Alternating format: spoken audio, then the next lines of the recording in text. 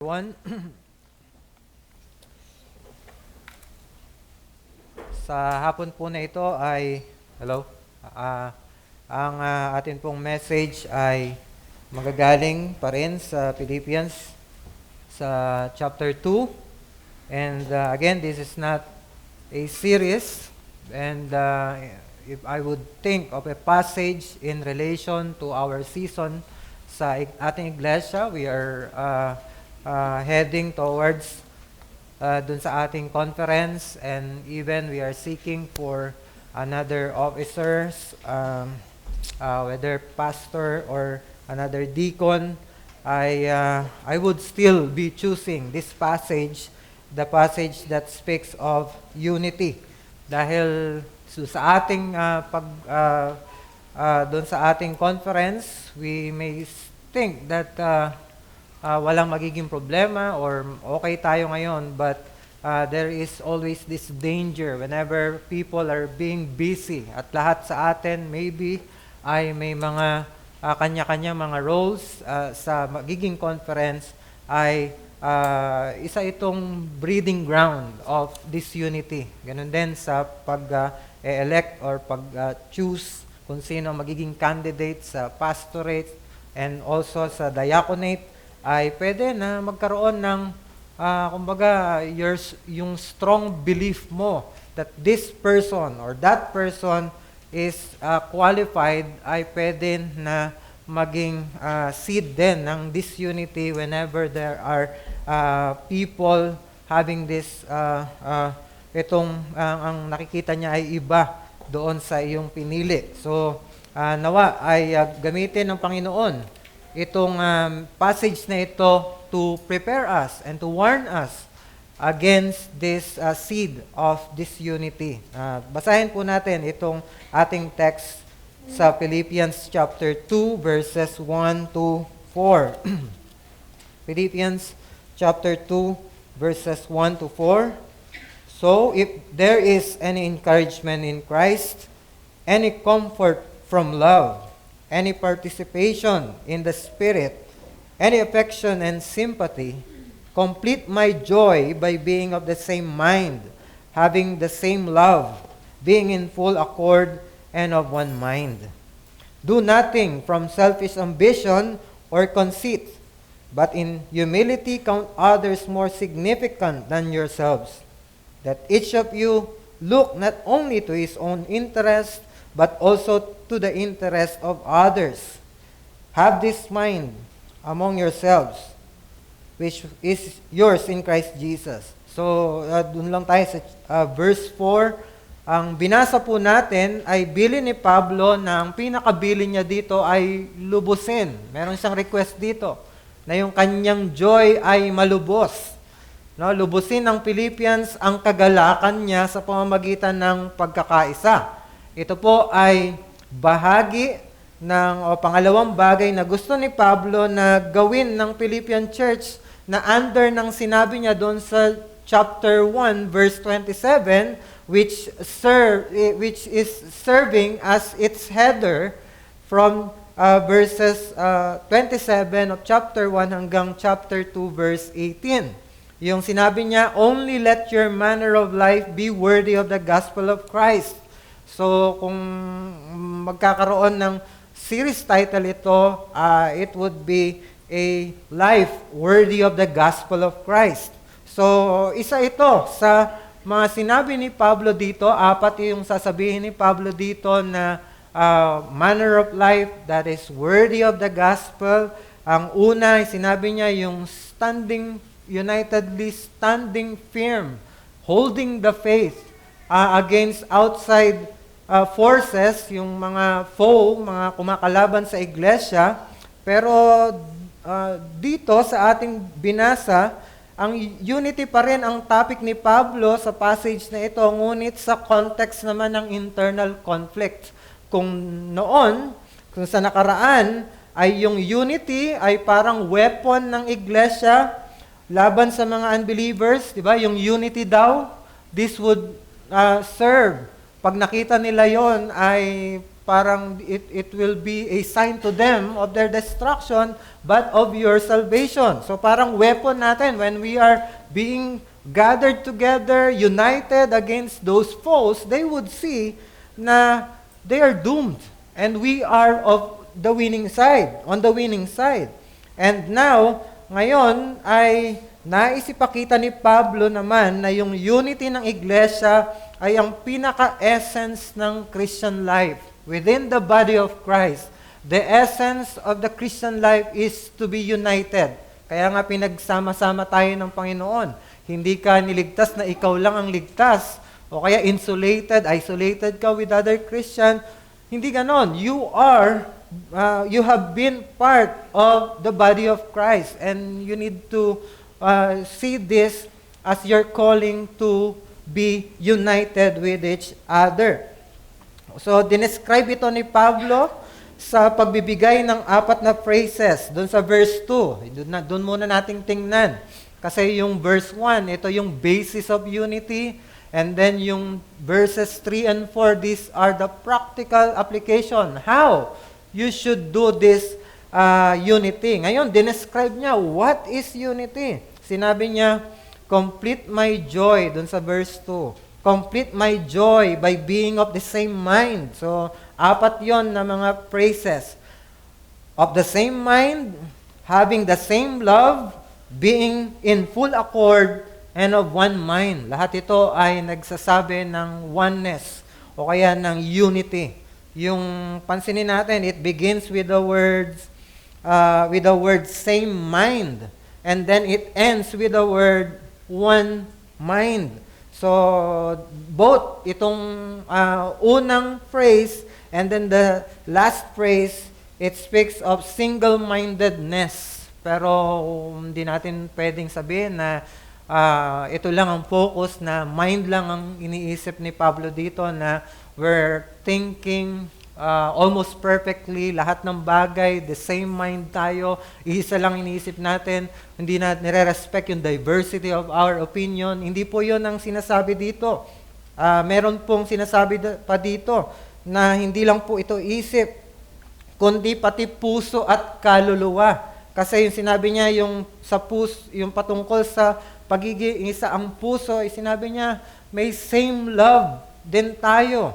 And then, yung hindi lang sa puso, kundi sa spirito. Kasi yung full accord dito sa Greek, it is a combination of 2 Greek words na ang ibig sabihin is one soul. Kumbaga, one-souled.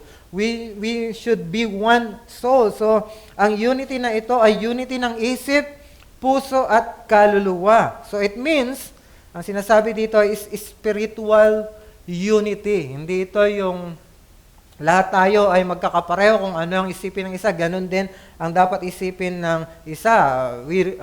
The Bible respects our opinion at may mga differences din tayo. The way we think, our brain waves are magkakaiba. And that is part of being human. At hindi sinasabi dito na para tayong mga robot na kung ano lang isipin ng isa ay ganun ang isipin ng lahat. So, this speaks of internal and spiritual unity, na kung may goal tayo, kumbaga meron tayong single goal, and that goal is the gospel. Remember, yung header nito is a life worthy of the gospel. If we are heading towards a life worthy of the gospel, focus tayo doon. Whatever you are thinking, paano mo gagawin yun, that doesn't matter. As long as it aligns with the Word of God and yung principle ng wisdom. Pero single-minded tayo na nakafocus doon sa goal na yon, that our life should be patterned by the gospel. Kaya nga, it means spiritual unity. This is a unity not from without, but from within. Gusto kong gamitin yung illustration ni John MacArthur dito. Tayo daw, ang nag-unite sa atin is internal attraction with each other, na ito ay spiritual. Hindi daw tayo katulad ng mga maraming mga marbles, do magkakapareho ng kulay maybe, pero nasa loob ng plastic. Pero dahil yung plastic bag na yon ay yun lang ang nag-hold sa marble na yon. Kung ibubuhos mo yung marbles o kaya ay magbe-burst, masisira yung plastic, the marbles would naturally go na watak-watak, magkakahiwalay sila. But we are like magnets na magkakasama. Whenever tayo magkakasama, we are being knit together because our properties longs to be with each other. It attracts. Nagkakaroon ng attraction sa bawat isa. Kahit na magkaroon ng barrier sa gitna, ang attraction is we long to be close together. Kahit na medyo mahiwalay at malayo sa iba, ang ating attraction is to go kung saan yung kauri natin.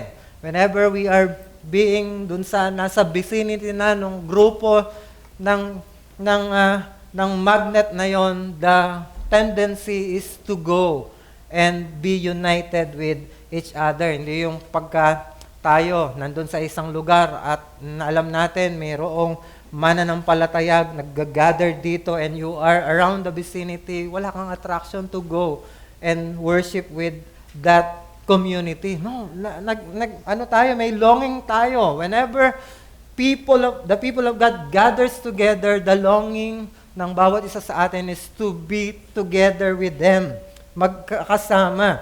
So, this spiritual unity is what Paul is requesting for them. Na ang sinasabi niya, it would complete his joy. Paano yon?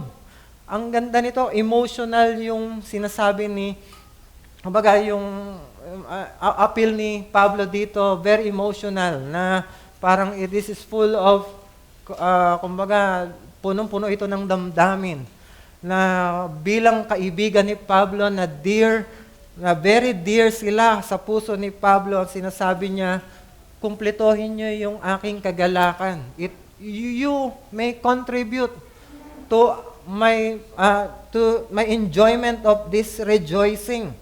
Pansinin natin, dito, di ba, itong letter na ito, this is full of joy. Di ba, doon sa chapter 1, sinasabi niya na whenever naalala niya sila sa pananalangin, he is full of joy, making my request for you with joy because of your partnership in the gospel. These people naging maayos at naging close sa puso ni Pablo because wherever he is sa kanyang missionary journey, hindi napapatid yung pagtulong nila sa kanya. In fact, ilang beses nang tumulong sa kanya itong Philippians and nag-aalala talaga sila sa kanya. So, because of that, ay tuwing naalala niya sila sa prayer, napupuno siya ng kagalakan. And doon din sa binasa natin sa chapter 1, sinabi niya, even though he is in prison, he is rejoicing because the gospel advanced yet even more. At kahit na may mga kumakalaban din sa kanya na supposed to be friends niya, pero gusto siyang maging envious with their freeness of preaching the gospel, ay ginagawa nila yon in attack sa kanya. Kahit na ganon, sinabi niya, I am rejoicing because the gospel is spreading even though mali yung kanilang mga motive. So Paul is joyful when he writes this letter, but there is one thing that would take away that joy. Joyful na siya, but there is one thing na nagtatanggal ng kanyang joy, and that is the threat of disunity or division.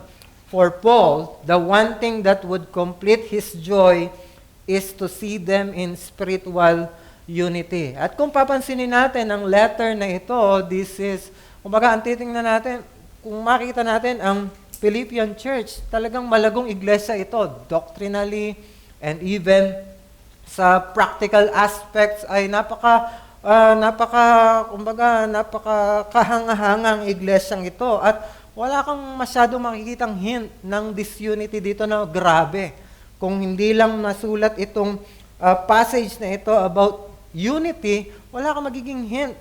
Meron dito na hint doon sa chapter 4. Pero dalawang tao lang yung nag-aaway. Maybe yun lang yung iniisip ni Pablo dito, na because of there are two women na si Euodia and Syntyche ay nagkakaroon ng hidwaan sa isa't isa.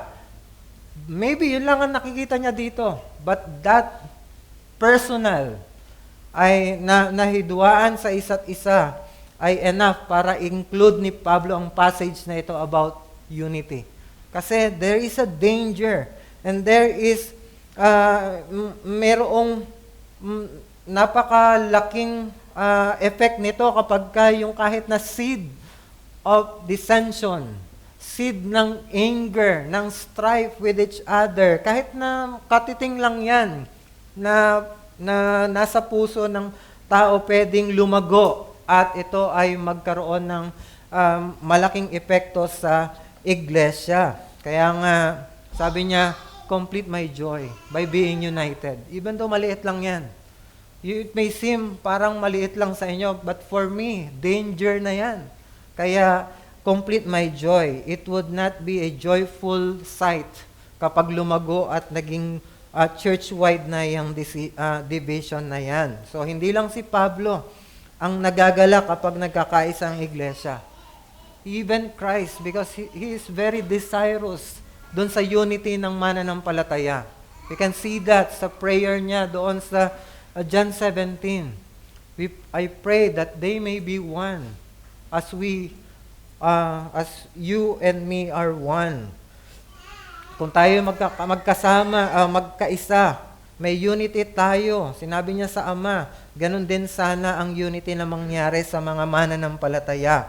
In fact, maging ang buong iglesia mismo, hindi lang ang pastor, hindi lang ang leader ang magagalak dito. Maging ang iglesia mismo ay magagalak sa kanila kung sila ay magkakaisa. Kasi even David sa Old Testament, nakita niya ito. Sinabi niya sa Psalm 33 verse 1, "Behold, how good and pleasant it is when brothers dwell in unity." Napakagandang tingnan. Merong magandang sight. Merong napakagandang tanawin kapag ang mga mananampalataya ay nagkakaisa. Bakit may galak sa unity ng iglesia? Dahil ito ang buhay na karapat-dapat sa ebanghelyo ni Kristo. Again, I'm bringing you back doon sa header. This is a life worthy of the gospel. Kaya nga meron siyang kagalakan whenever we are living in unity, we are living together, na hindi tayo nagkakaroon ng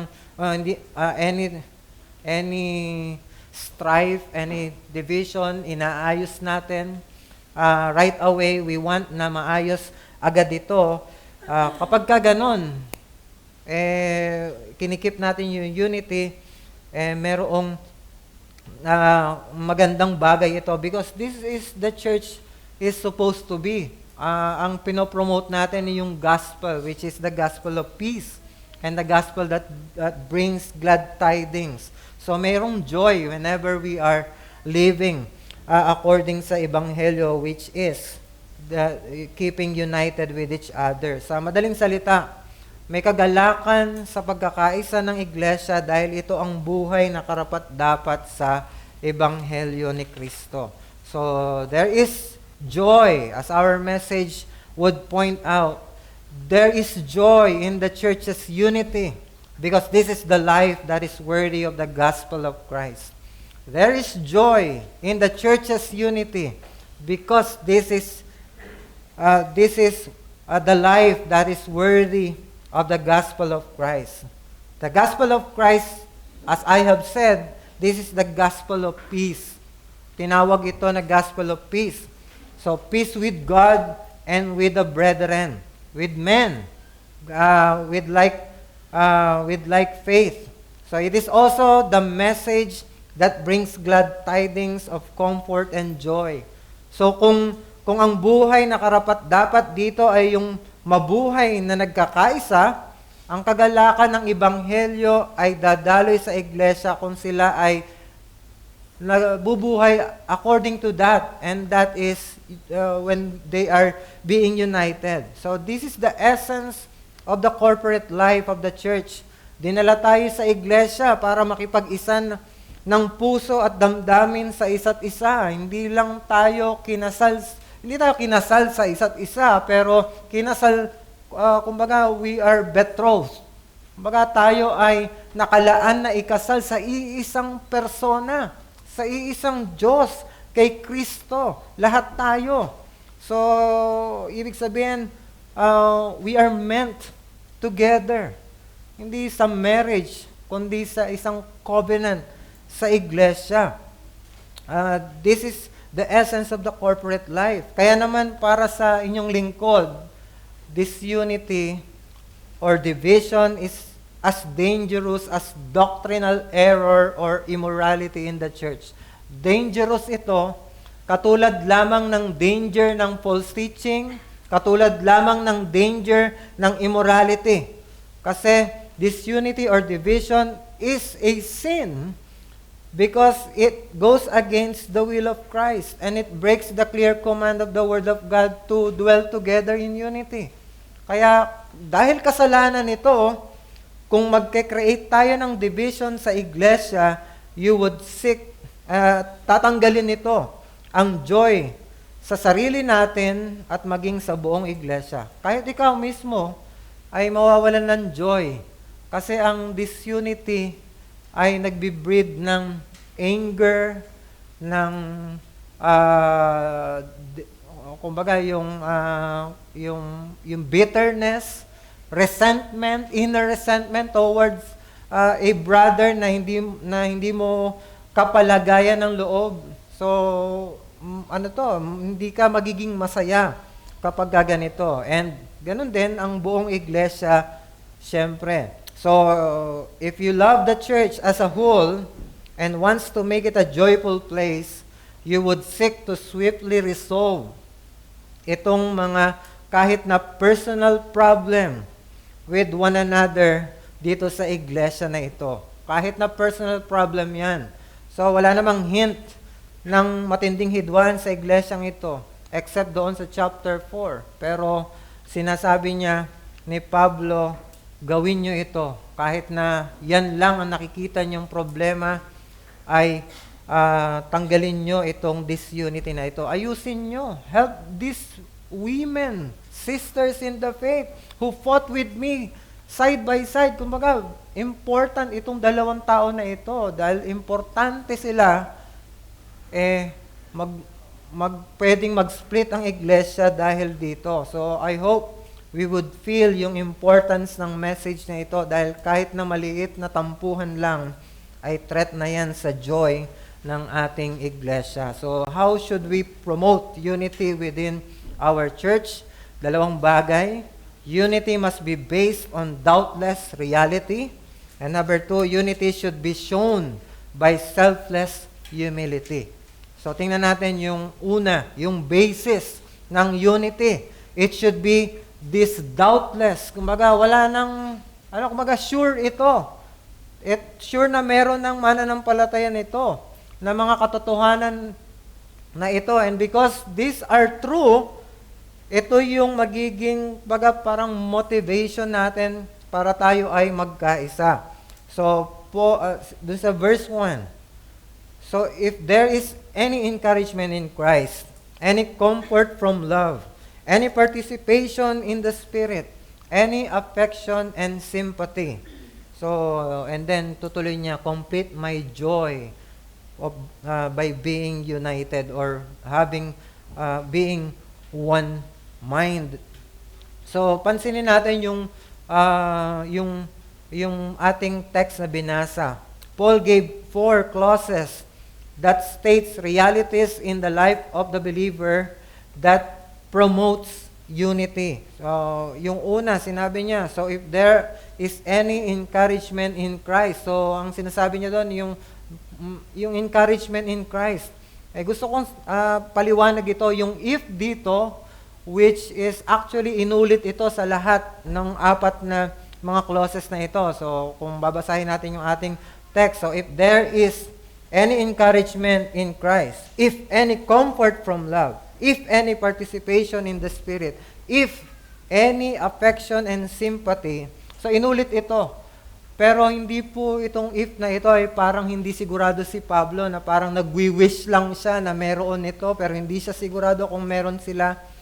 Ang if dito ay tinatawag ng mga Greek theologians na or mga Greek scholar na first class conditional clause. Na ang ibig sabihin, if there is, and in fact there is.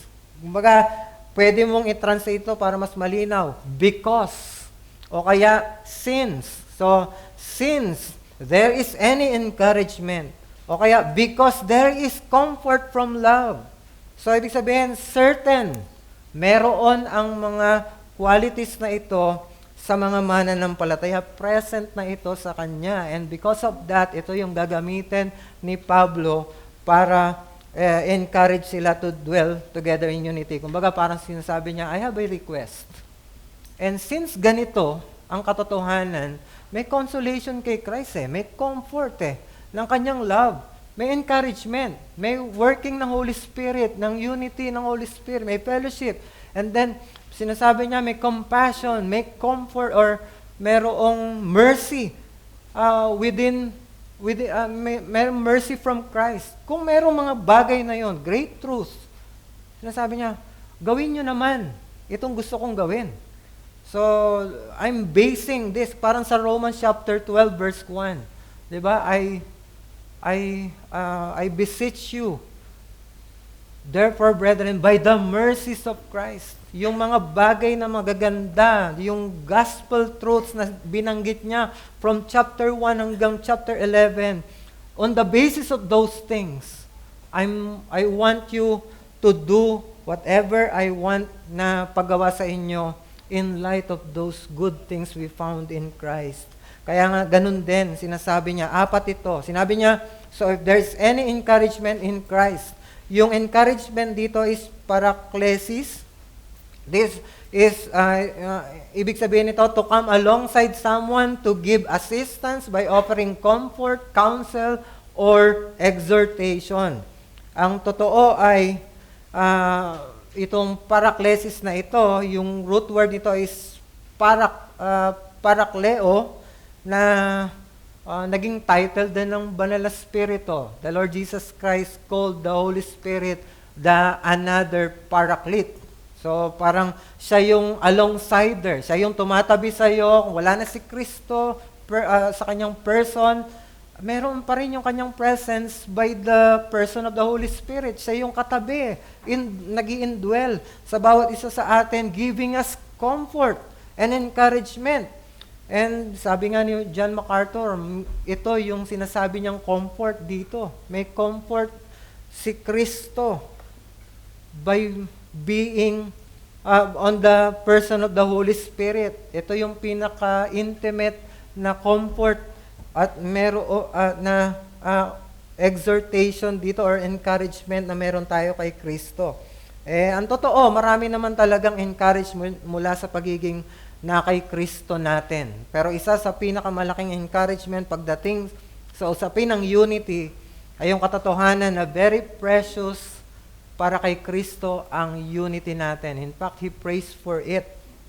So, dahil pinapanalangin ni Kristo ang unity ng iglesia, ay encouragement yon sa atin na i-promote ang unity ng iglesia. So there is, meron talagang encouragement in Christ. And then, sinabi niya, any comfort of love. Yung paramouthyon, yung comfort, synonymous word ito sa paraklesis. So pareho itong ginagamit sa pag-describe ng close relationship na mayroon genuine concern, helpfulness, at ganoon din yung pag-ibig. Yung baga, we are, itong comfort na ito is relationship within the body of Christ na merong concern at kagustuhang makatulong dahil sa pagmamahal. At yung comforting love ni Kristo ang tinutukoy din po dito.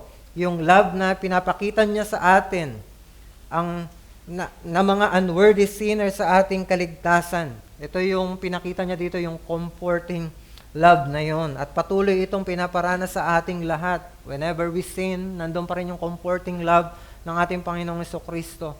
Whenever we are down sa ating mga buhay because of problems and trials that we do, nandun pa rin yung presensya ng pag-ibig ni Kristo na nagko-comfort sa atin. So kung yung love ni Kristo ay nasa ating lahat, sinasabi ni Pablo dito, unity with each brethren or with the brethren is possible. And then number 2, any participation in the Spirit. Yung participation dito, it comes from the word koinonia, and we know this.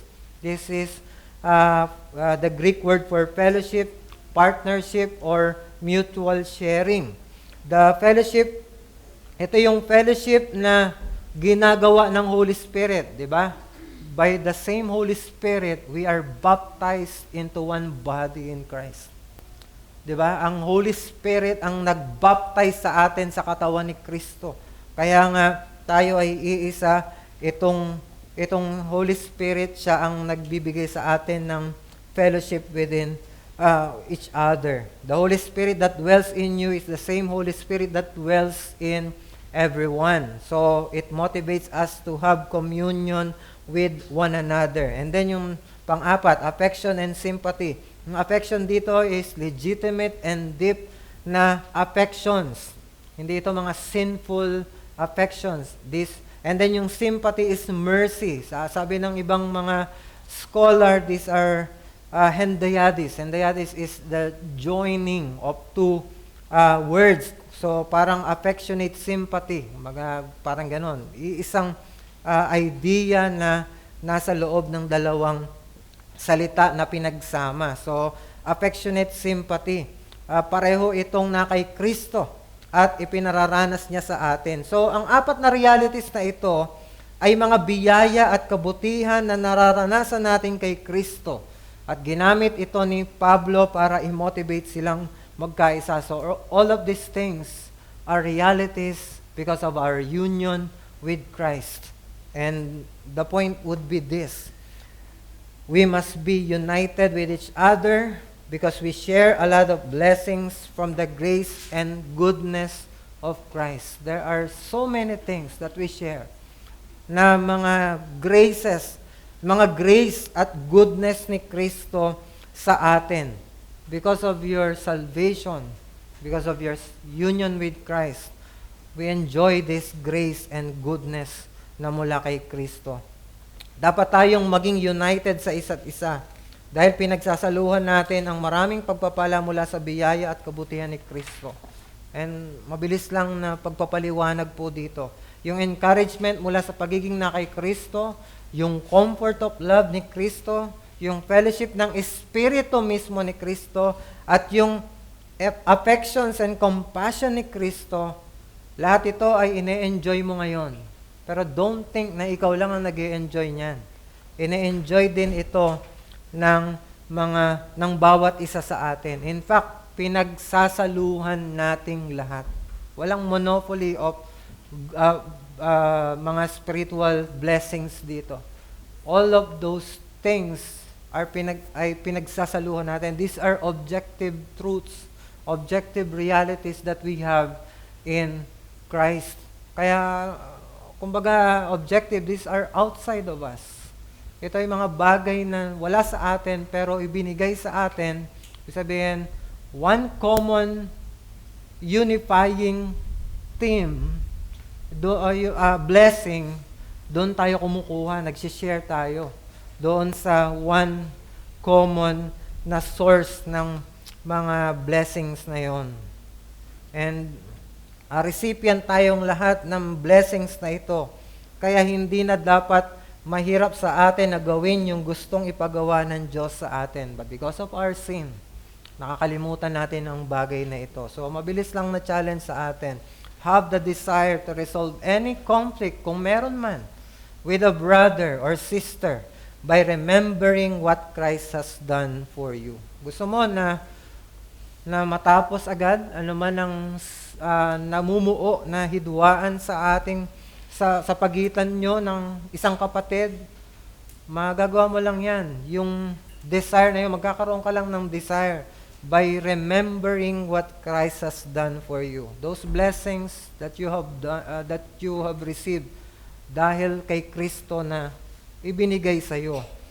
Kapag 'yun ang naging focus ng isip mo during conflict, ay mas madaling magkaroon tayo ng desire. Sa conflict kasi madalas na nananaig yung desire na mapagtanggol or maipagtanggol ang sarili at ma-prove na tayo ang tama at ang kapatid natin ang mali. Nawawala yung desire na makipagkasundo. So that's the natural tendency, lalo na kapag medyo on the heat ng moment na merong banggaan, nasaktan ng ego mo maybe, hindi ka papayag na sabihin na ikaw ang mali. Papatunayan mo, somehow nagkamali ka, that's why I reacted that way. So ganun yung nangyayari. Pero makukuha lang yung desire ng pakikipagkasundo kapag ating inaalala kung ano yung ginawa ni Kristo sa atin. Yung love, yung compassion ni Christ, yung mercy niya nagdulot para magawa niyang ibigay ang sarili niya sa isang makasalanan na katulad natin. Tayo ang nagkasala, ngunit siya pa ang gumawa ng paraan para makipagkasundo sa atin. That's love, that's mercy, and that is grace. Kapag doon nakatuon ang isip natin, mas madali nating mapapatawad ang pagkakamali ng ating kapatid. Of course, yung pagpapatawad na pinag-usapan nyo, hindi yung, okay, pinatawad na kita, pero not knowing, unknowing, hindi mo sasabihin doon sa kapatid mo, at hindi na kayo mag-uusap, basta sa sarili mo, pinatawad mo na, pero wala na yung relationship. Hindi yun gospel reconciliation. The gospel reconciliation is, you forgive that person by coming to him and talking with each other at sabihin kung saan ba talaga nagkamali. At iayos na natin ito. Magpatawaran na tayo dito. Nagkamali ako sa iyo, patawarin mo ako, kaya nagkamali ka sa akin. Pero I want to give you chance para magpaliwanag at humingi ng tawad because I want to forgive you. Ganon sana. So, mas madali tayong gumawa ng paraan para magkaayos tayo kapag nakatuon tayo doon sa ginawa ni Kristo para sa atin. Kaya nawa, wag nating tanggalin sa krus ang ating paningin sa lahat ng pagkakataon, lalo na sa panahon ng conflict. Kahit maliit lang na tampuhan yan. And makita natin yan kay Christ, di ba? Hindi nawala yung kanyang focus sa gusto niyang gawin. Kahit na yung gusto niyang gawin is patawarin tayo. Even during those times na inaalipusta na siya ng kanyang sariling bayan. Even those time na pinapako na siya sa krus. Doon sa inahagupit na siya, pero hindi pa rin nawala yung focus niya na gusto kong patawarin ang mga tao ng Diyos. Yun ang gusto niyang gawin. Hindi siya gumanti sa lahat ng latay na tinanggap niya dahil very desirous siyang makipagkasundo sa atin. Or to be the way para yung kanyang ama ay magkaroon ng pakikipagkasundo sa bawat isa sa atin ng mga mananampalataya ngayon. So may we be desirous also in resolving conflicts with any of the brethren because that is Christ-likeness. That is Christ-likeness. So pangalawa, unity should be shown by selfless humility. Doon sa verses 3 and 4. Do nothing from selfish ambition or conceit, but in humility count others more significant than yourselves. Let each of you look not only to his own interests, but also to the interest of others. So here, Paul is explaining how unity must be done. And this is by giving sets of negative and positive applications. Nagbigay siya ng negative and then may counter na positive. Huwag mong gawin ito, imbes na gawin mo yan, gawin mo yung mas maganda. Yung positive. So, ano yung negative? Yung unang set dito is dalawa yung negative. Sinabi niya, do nothing from selfish ambition or conceit. Huwag daw tayo magkaroon ng selfishness. Sa ibang translation, selfishness or selfish ambition. Or conceit. Ano ba yung selfish ambition? This is seeking personal advantage and gain regardless of the effect on others. Actually, kahit na masagasaan nito yung ibang tao, gagawin niya ito because meron siyang selfish ambition. Wala siyang pakialam. Kahit na magiging masama ang epekto nito sa bawat isa sa atin or sa isang tao. Ito yung pagtataas ng sarili sa pamamagitan ng pagpapababa sa iba, yung pagtapak sa iba. These are the usual na nasa motive ng isang sugarol na nagagamble. Diba? He wants to gain. He wants to have that prize.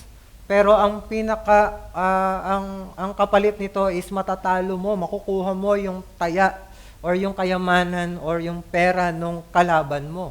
So ito yung makikita natin dito, mayroong selfish ambition. Almost everyone na naggagamble. Mahirap ito, pangit na makita yung ganung bagay na parang ang disposition mo ay disposition ng isang sugarol whenever you are advancing something sa iglesia, maybe. Meron kang gustong gawin. Pero ang gusto mong mangyari is ma-promote ang sarili mo at maibagsak itong kapatid mo. Pangit yon, yung selfish ambition. And then yung conceit, pangit din ito because sa Greek, it is kenodoxia. This is a combination of two Greek words, yung kenos, which is empty, and doxa is glory. So, sa King James Version, ang translator nito is vain glory. Kumbaga, nag-glory ka sa sarili mo, pero wala namang basihan. This is a highly exaggerated self-view na walang katotohanan. Na mataas lang talaga ang tingin mo sa sarili mo, pero actually wala ka namang pwedeng ipagmayabang. Kung yung selfish ambition, this is personal goal, yung inaasam mo, yung empty conceit ay personal glory. Yung una ay it pertains to personal accomplishments. Itong vain glory or itong empty conceit or itong conceit, ito ay overinflated self-image. Na hindi ka naman talaga ganon, pero ang tingin mo sa sarili mo ay mataas. So, ano yung positive counterpart nito? Huwag kayong maging ganon, sabi niya. But in humility, humility of mind, magkaroon daw tayo ng kaisipan na mababa. No wonder, doon sa first sets or sa Beatitudes, ang inuna niya is yung poor in spirit. Blessed are those who are poor. Blessed are the poor in spirit. Because yung humility of mind is pagtingin sa sarili ng totoo. We are just poor. We are just beggar. Kung ano man ang binigay sa atin ng Diyos ay ibinigay lamang. At kung ano man ang ma-accomplish natin, we have just done. We have just done what is required of us. At kaya nga sasabihin natin, hindi tayo magagaling, kundi we are just unprofitable servants. That is humility of mind. This is the opposite of selfish ambition and conceit because it is the opposite of pride. At sinabi niya, paano mapapakita yung humility of mind? Sinabi niya, tingnan daw ang iba na mas mahalaga kaysa sa kanyang sarili. You want to be humble? You want to have this humility in you? Hindi ito pagpepeke lamang ng parang sabihin mo, humble ako. Hindi. It requires you to think of others kahit na sa tingin ng ibang tao ay mas mahalaga kaysa sa tao na yan. Pero sa iyong paningin, genuinely you think of that person, mas mahalaga siya kaysa sa akin. May mas worth siya kaysa sa akin. So, hindi ito pagkukunwari, kundi genuinely na pagtingin sa iba na mas mataas kaysa sa iyo siya. Ibig sabihin ng think of highly is you make that one excel. Nag-excel. Mas excellent siya sa iyo. O kaya, he surpasses you actually.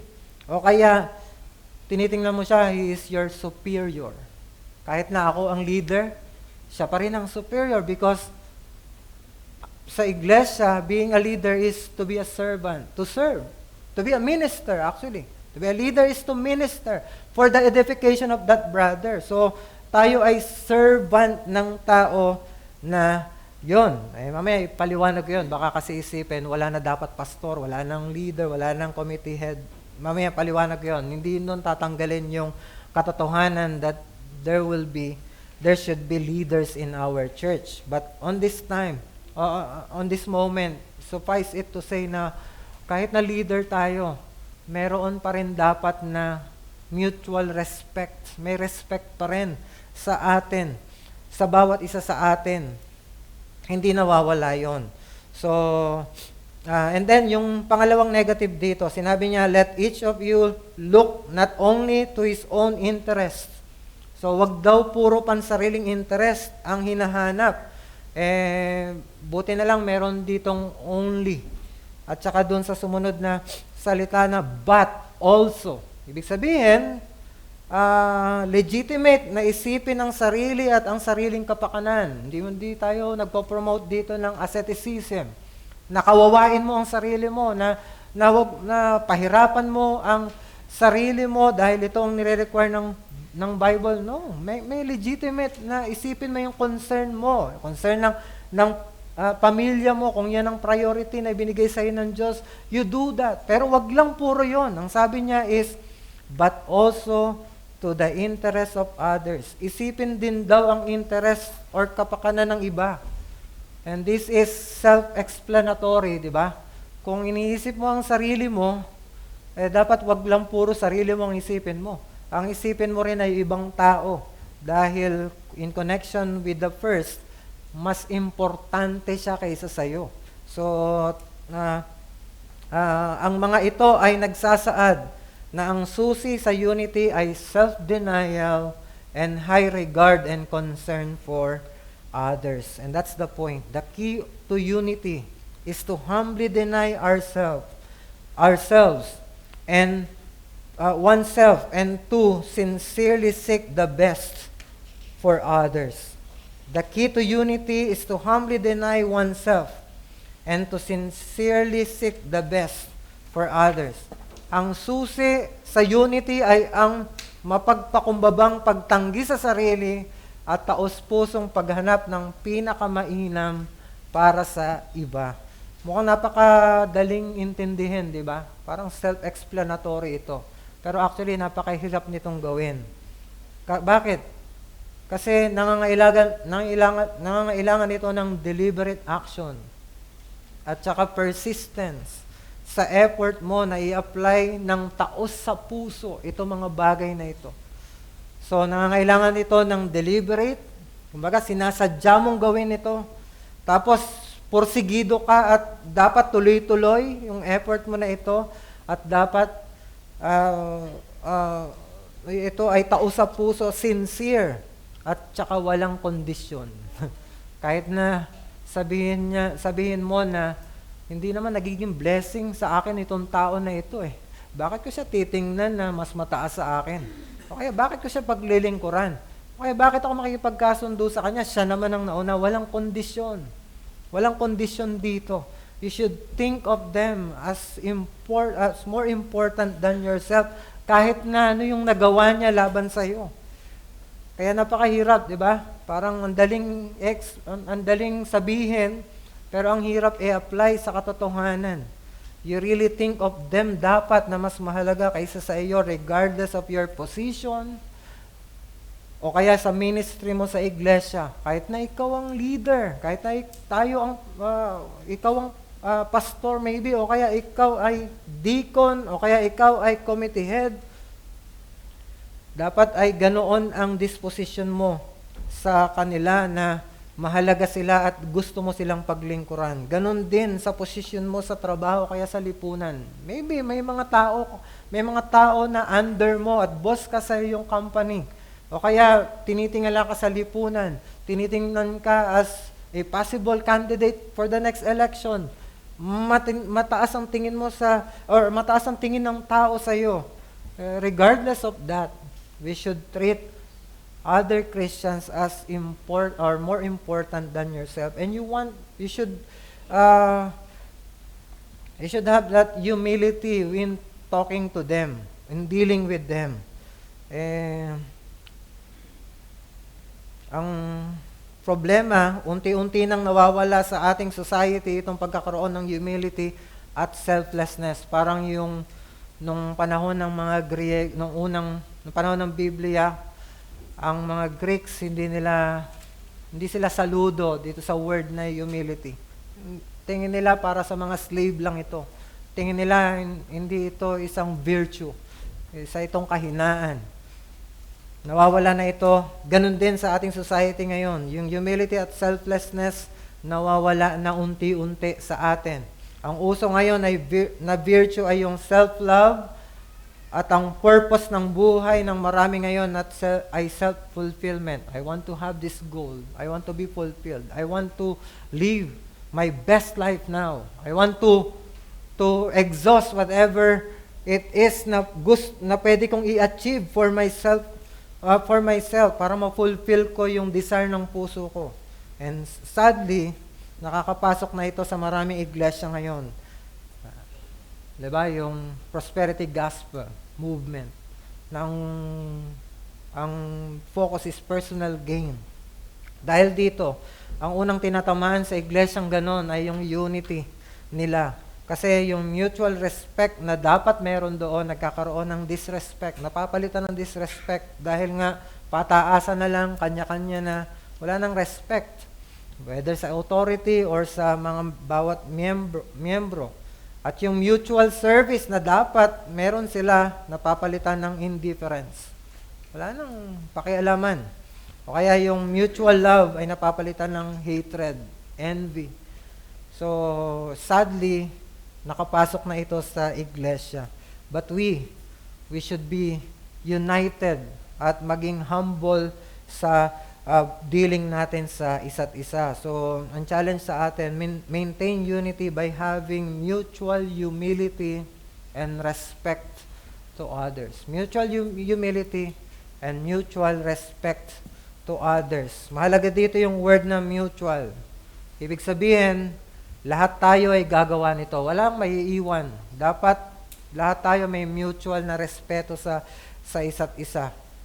Kasi pwedeng dahil sa message na ito, isipin ng ilan sa atin na ang tingin nila sa sarili nila ay mababa sila, which is hindi naman talaga. Pero ang tingin nila, mas mahalaga itong si ganito. I have been treated sa church na ito na parang sidelined lang ako, nasa side lang. But because of this message, maaaring isipin ng tao na yon na, this is my time para makita ng mga tao na ako pala ay importante. Magiging mataas na yung tingin nila sa akin. Totoo po yun. Ito yung ina-encourage ng iglesia na ito na maging mataas ang tingin ng bawat isa sa sino man na katulad ng gano'n ang pag-iisip.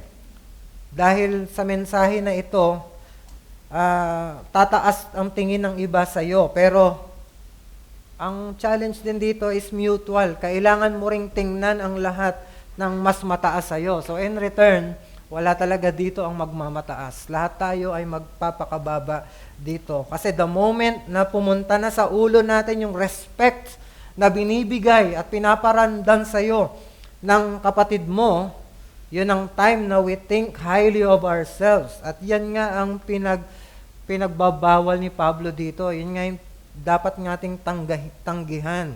Kaya nga mutual dapat. So gusto kong linawin dito, having said na mayroon dapat na mutual respect, I don't mean na wala na dapat maging leader sa atin. Hindi ko po sinasabi dito na dapat wala ng pastor or dapat wala ng committee heads, dapat wala na mag-lead sa atin. We need those authorities under us to lead us. Biblical yung authority na lalo na yung offices. Because of order, para magkaroon ng order in the church. Pero these leaders will lead us with respect and will minister to us by seeking to help us and build us up. So, yun ang gusto nilang gawin dapat, to minister. So, tinatanggal po dito yung paglilid. Kung meron kang committee na hina-handle under you, leader ka maybe, merong sumusunod sa'yo, tinatanggal po dito yung paglilid na may mataas na pagtingin sa sarili. Yung bang hindi ka na pwedeng tanungin kahit respectfully and genuinely na tanong, honest na question, the way you handle yung paglilid mo. Kasi nasasaktan yung ego mo whenever you are faced with those questions. However, na ito ay respectful, yung pagsasabi. Pero nasasaktan yung ego, tanatanggal po nun. Kasi yung ego, pag nasaktan, ang ibig sabihin nun is, merong kang high regard sa sarili mo na hindi ka na pwedeng questionin. Hindi po yun dapat, kaya tinatanggal po dito yun. He should humbly but firmly answer ng may respect sa tao nang hindi nasasaktan ng ego. Ganun dapat. Nasasaktan ng ego, thank you for questioning. And I would take, kung yan man ay criticism that would makakapag-build up sa akin, sa aking character, sa aking leadership, I would welcome that. Pero, you would answer na humbly, respectful, at saka firm kung meron kang dahilan why you are doing those things. At papaliwanag mo ng maayos. Hindi nasasaktan ang ego. So, mahirap gawin to, di ba? Kaya nga, deliberate dapat. Kinakailangan na consistent na gawin ito. And then, magandang challenge ito sa atin. As the RPS conference approaches, we may think that all is well and all are going according to plan.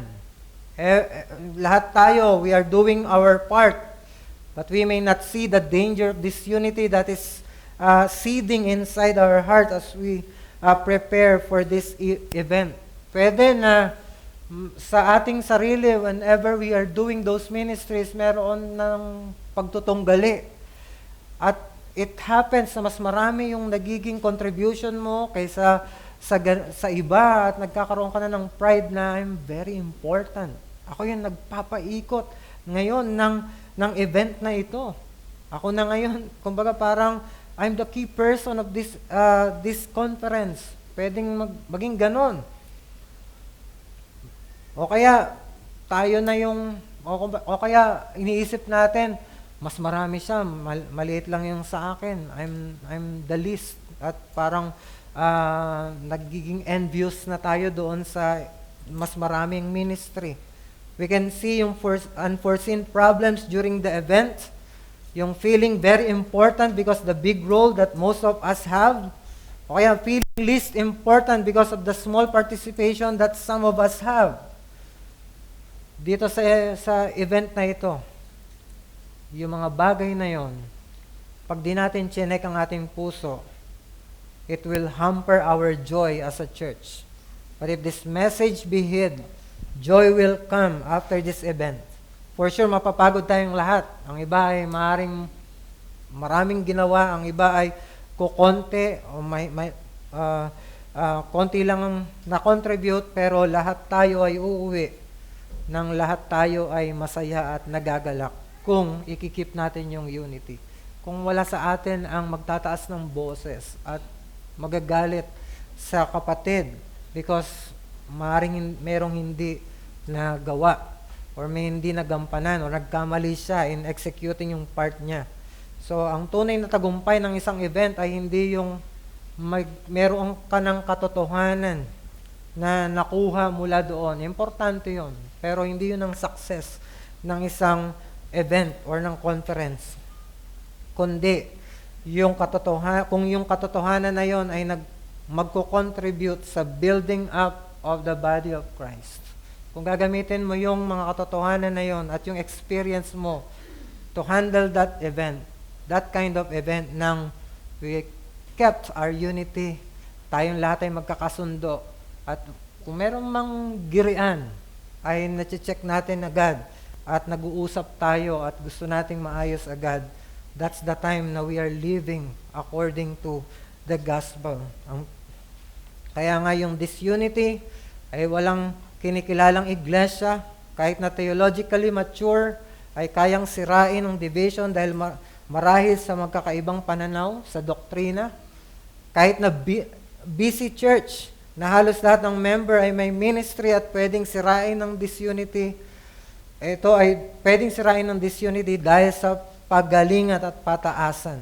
At kahit na mayaman o kaya mahirap na church ay hindi immune sa disunity. Kaya nawa ay maging mapagmatsyag tayo, nagwardyahan natin ang ating mga puso. Baka may pagmamataas sa atin.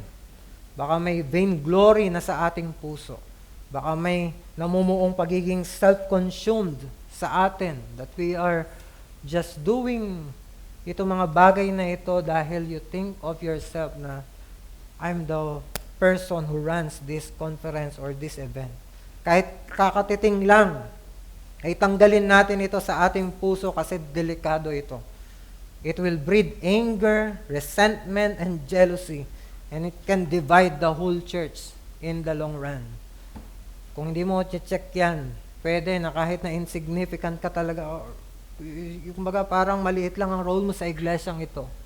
Pero kung magkakaroon ka ng hatred at yung conflict sa isang kapatid, pwede pa rin na ma-divide ang iglesia dyan. Kasi some people can sympathize with you and other would sympathize itong kalaban mo. And the church would be eventually divided sa ganong scenario. So, kahit na seeding pa lang, kahit na namumuo pa lang, i-check na natin agad ito. Kung sa tingin mo ay naging selfish ka lately sa mga dealing mo, kung sa pag-check mo ng puso mo, sa tingin mo parang selfish ambition at ang tingin mo sa sarili mo, ikaw ang napaka-importante mo in comparison with some of the members, know that it is sin. Pagsisihan mo yan. Pero ang encouragement sa atin, available ang biyaya ni Kristo. In fact, God wants you to go back doon sa nire-require ng Biblia na magkaroon ka ng humility. You think yourself na kung paano mo dapat tingnan ang sarili mo. You cooperate with genuineness na mutual ang respect mo. Meron kang respect sa lahat. So, nawa ay bumalik tayo kay Jesucristo. Tayo ay humingi ng biyaya na laging available mula sa Kanya. So, as a conclusion, keeping the unity of the church is every member's intentional responsibility. Let's pray. Lord, we are praising you sa message na ito. Nawa, tulungan mo kami na i-apply ang mga bagay na ito. These are straightforward na instructions mula sa inyo, but simple as it is, napakahirap nito kaya nangangailangan ito ng biyaya ninyo para magawa namin. Tulungan mo kami sa tulong ng Banal na Espiritu. Alam namin na hindi imposible ito dahil this is the one thing na tinawag mo sa amin. This is the only legitimate way ng pamumuhay bilang isang iglesia. Kaya wala nang ibang paraan para ng pamumuhay kundi ito, na kami ay magkaisa. Kaya patawarin mo kami sa mga pagkakataon na nasa sa amin yung dahilan para hindi maging united ang iglesyang ito. Nai-endanger ang iglesia dahil sa aming mga pagmamayabang at mataas na pagtingin sa sarili namin. Tulungan mo kami to really humble ourselves at tumingin kami ng mataas sa ibang tao. In fact, ang pinakamataas sa amin ay si Jesucristo. He is siya ang panganay sa lahat sa amin. Siya ang pinakadakila. He is the preeminent sa lahat sa amin. Kaya tulungan mo kami na laging tumingin sa Kanya. Every one of us ay tumingin sa Kanya so that we will be abased. Kumbaga, na-level kaming lahat doon sa paraan na sa posisyon na nandoon talaga kami. At nawa, gawin mong maluwalhati ang inyong pangalan as we apply these things sa aming mga buhay. Dalangin namin ito sa pangalan ni Jesus. Amen.